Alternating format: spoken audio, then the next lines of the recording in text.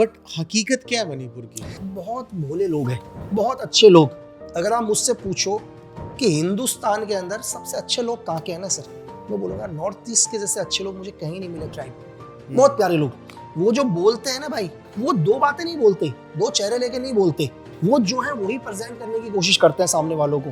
एक इतने अच्छे लोग, वो आज भी खुश हैं यार, आज भी उनकी कोई शिकायत नहीं है। आपके तो भाई यहाँ बॉम्बे के अंदर आपके घर के बाहर 2 दिन के लिए रोड बंद हो जाए तो आप तो सरकार के खिलाफ ट्वीट करने लग जाते हो भाई। आप जाके कभी नॉर्थ ईस्ट की हालत देखो ना, मणिपुर की हालत जाकर देखो, वो लोग कितना झेल रहे हैं टेररिज्म को।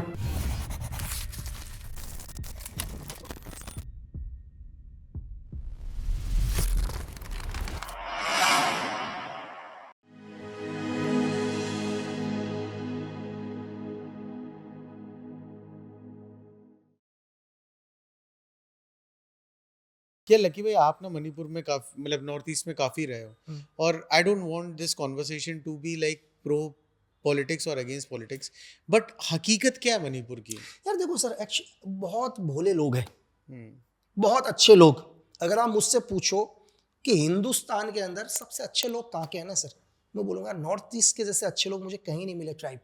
बहुत प्यारे लोग। वो जो बोलते हैं ना भाई, वो इस मतलब वो दो बातें नहीं बोलते, दो चेहरे लेके नहीं बोलते, ठीक है, वो जो है वही प्रेजेंट करने की कोशिश करते हैं सामने वालों को। एक इतने अच्छे लोग, वो आज भी खुश हैं यार, आज भी उनकी कोई शिकायत नहीं है।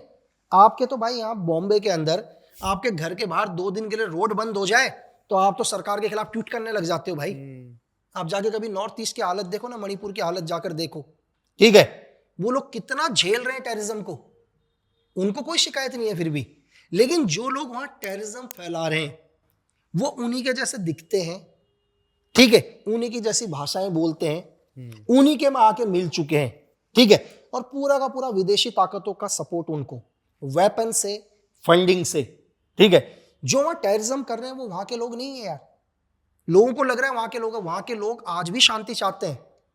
कौन कौन सा ऐसा इंसान होगा जो चाहता है कि यार ना उसके घर के बाहर गोलियां चले, ठीक है, उसके घर के बाहर फौज खड़ी रहे, एक हथियार पकड़ के एक आदमी 24 घंटे, कोई नहीं चाहता। लेकिन क्योंकि कोई ना कोई तो है जो चाहता है ऐसा माहौल पैदा हो, लेकिन वो कौन है? वो हमारे देश के नहीं है, बाहर की एजेंसी। बिल्कुल बाहर की। डेफिनेटली यार, मैं आपसे ये पूछ रहा हूं, चलो जो वेपन हमारे पास नहीं है, इतने एडवांस वेपन जो आज भी हमारी सेना यूज नहीं करती, वहां के आदमियों के हाथ में कहां से आ गया वेपन? मुझे एक चीज बताओ। ये विदेशी वो लोग हैं जो अपना एक, क्या बोलते हैं उसको, चिप्स का पैकेट भी ना 20 रुपए का बेचते हैं। 1 रुपए का आलू लेकर 20 रुपए का चिप्स का पैकेट बेचते हैं। 1 रुपए के बर्गर को, ठीक है, 200 रुपए का बर्गर बनाकर बेचते हैं। ये वो लोग हैं जो 1 रुपए में 199 रुपए हमारे देश से ही कमाते हैं। और आपको क्या लगता है कि हजारों का वेपन ये फ्री में किसी के हाथों में दे रहे हैं? बिल्कुल सही बात है। इनके पीछे अगर ये 1000 रुपए का वेपन दे रहे हैं तो आप सोच नहीं सकते ये लोग आपके देश को किस हद तक नुकसान कर रहे हैं। अब आप बोलोगे यार कि, क्वेश्चन करेंगे लोग कि भाई इनको क्या फायदा हो रहा होगा 1000 का वेपन देकर? अगर हमारा देश नुकसान हो रहा है तो इनको क्या बेनिफिट हो रहा होगा? भाई इनको बेनिफिट ये हो रहा है, सपोज करो, मैं आपको बहुत इजी तरीके से समझाने की कोशिश करता हूं। आपने भी क्या कर रखा है, एक दुकान खोल रखी है सब्जी की, किसी भी किराना की दुकान। एक दुकान मैंने भी खोल रखी है भाई, लेकिन मैं किराने की दुकान को खोल ही नहीं पाता क्योंकि मेरे यहां दिन रात गोलियां चलती हैं, ठीक है ना। मैं सब्जी की दुकान खोल पाता हूं क्योंकि एक हफ्ते में बेचारी 5 दिन तो मेरी सब्जी और किराना की दुकान बंद ही रहती है क्योंकि दिन रात मेरे घर के बाहर गोलियां चलती हैं भाई, ठीक है। और एक आदमी आराम से अपने किराने की दुकान को खोल के बैठा हुआ है, सब्जियां बेच रहा है, तो पूरी दुनिया में उसी की सब्जी और उसी का किराना जाएगा ना यार। उसने क्या कर दिया, उसी किराने से आई हुई कमाई का 1% क्या कर दिया, यहां के लोगों को दे दिया हथियार और वेपन के रूप में, ताकि हमारा देश तरक्की ना कर पाए, हम सुपर पावर ना बने, यहां का हर बच्चे को रोजगार ना मिले, ठीक है, हमारा देश एक सुपर देश ना बने। इसलिए कुछ एक लोगों के हाथ में वेपन पकड़ा दिए, कुछ एक घटिया लोग जो हमारे देश में ही रहकर यहीं की बातें करते हैं, यहीं का खाते हैं, ठीक है, और इसी के खिलाफ जहर उगलते हैं। तो फिर सवाल ये उठता है सर कि फिर हमारी एजेंसीज क्या कर रही हैं? अरे सर, एजेंसीज भगवान थोड़ी ना है सर, वो भी आप और हमारे जैसे इंसान है ना, भगवान तो नहीं है। ये अल्लाह दिन का चिराग तो है नहीं कि हम लोग घिसेंगे और हमारे को पता चल जाएगा कि ये आतंकवादी है, ये मिलिटेंट है, ये इंसर्जेंट है। वो भी आपके और हमारे जैसा इंसान ही है यार। बिल्कुल मिल जाते हैं वो लोग। अच्छा, मैं आपसे एक चीज पूछ रहा हूं कि आप भी यहीं बैठे हैं, आज तक आपने या आप ही के जैसे कितने लोगों ने हमारे देश में आपने देखा है कि हर रोज कितने लोग शहीद होते हैं सर?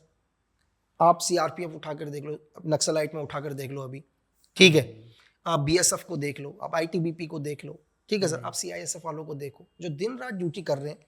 और आज भी आप सुबह का भी न्यूज़पेपर उठाकर देखो, अभी भी आज भी हमारे देश के किसी ना किसी कोने में कोई ना कोई जवान शहीद हुआ होगा, ठीक है। ये 1947 से चल रहा है सर। आपने आज तक अपनी कमाई का क्या 1 रुपए भी उन शहीदों के परिवार को देने की कोशिश करी? हाँ, मैंने किया। आप, बहुत सारे लोग हैं ना दुनिया में, आप चाहते हो कि यार हम सुपर पावर बने, बिल्कुल ठीक है, लेकिन जब आप अपनी कमाई का 1% नहीं देते हो, लेकिन बात हर आदमी पूछता है कि क्या हो रहा है देश में। बिल्कुल सही यहां बात तो आदमी ये सोचता है मेरा टैक्स कैसे बच जाए भाई, वो तो अपना टैक्स बचाने में लगा हुआ है कि सर मैं कैसे टैक्स को बचाऊं। सही बात है। तो सबसे पहले यार आपको सही होना पड़ेगा भाई, और आपको कोई एक्स्ट्राऑर्डिनरी करने की जरूरत नहीं है, कुछ सुपर करने की जरूरत नहीं है, आपको सुपरमैन बनने की जरूरत नहीं है। मैं इस देश के लोगों से सिर्फ एक ही चीज बोलूंगा कि यार आप अपना काम ईमानदारी से कर लो बस। जो काम आपका है, इस सरकार ने जो काम आपको दिया है या जो काम आप कर रहे हो उसको ईमानदारी से कर लो, तो आप मेरे लिए इस देश के सबसे सुपर हीरो हो यार।